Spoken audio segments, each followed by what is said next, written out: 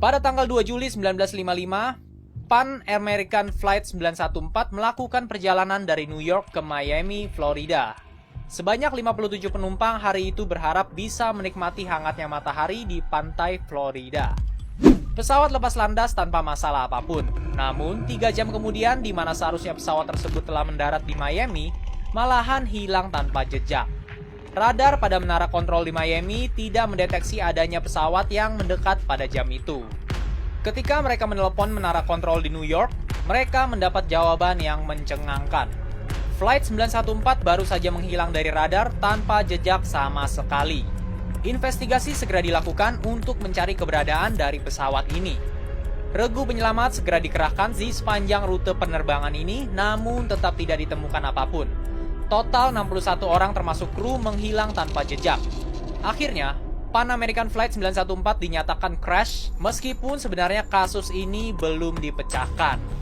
Hingga 37 tahun kemudian, pada tanggal 9 September 1992 di Caracas, Venezuela, seorang pengawas lalu lintas udara bernama Juan de la Corte menjalani harinya seperti biasa. Tiba-tiba radarnya mendeteksi adanya sebuah pesawat tak dikenal sedang menuju ke arahnya. Pesawat tersebut tiba-tiba saja muncul entah dari mana, padahal sebelumnya tidak terlihat sama sekali. Ketika semakin mendekat, ada hal aneh yang terlihat dari pesawat tersebut. Bentuknya sangat kuno dibandingkan dengan pesawat pada saat itu karena masih menggunakan baling-baling pada sayapnya bukannya turbin. Namun keanehan baru saja dimulai ketika sang pilot mulai berbicara lewat radio kepada menara dan bertanya dalam bahasa Inggris, "Kami di mana?" Sebagai orang yang bertanggung jawab di sana, Juan menjawab bahwa ini adalah Bandara Caracas. Kemudian pilot tersebut berkata bahwa ini adalah pesawat Pan Air Flight 914 dari New York menuju Miami membawa 4 orang kru dan 57 penumpang. Juan beserta rekan-rekannya pun semakin bingung. Ngapain pesawat dengan tujuan berbeda bisa sampai di sini? Dan kenapa bisa sampai di sini? Juan pun menanyakan beberapa pertanyaan lain dan apa yang ia dengar akan membuatnya terkejut. Sang pilot menyebutkan bahwa pesawat ini dijadwalkan untuk mendarat pada pukul 9.55 pagi tanggal 2 Juli 1955 di Bandara Miami. Hal itu sontak membuat seluruh kru menara pengawas terkejut. Namun, sebelum menanyakan beberapa pertanyaan lain, pihak Tower memberi izin untuk pendaratan. Setelah mendarat dengan selamat, Juan menanyakan pertanyaan yang dari tadi mengganggu pikirannya, yaitu, "Tahukah kamu bahwa hari ini adalah tanggal 21 Mei 1992? Akibat ditanya seperti itu, sang pilot pun menjawab dengan bingung.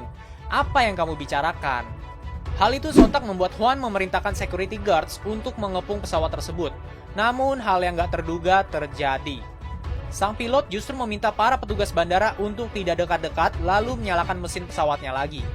Tanpa meminta izin take off, dia memacu pesawatnya dan terbang lagi. Juan memerintahkannya untuk tidak terbang tanpa izin karena hal tersebut berbahaya.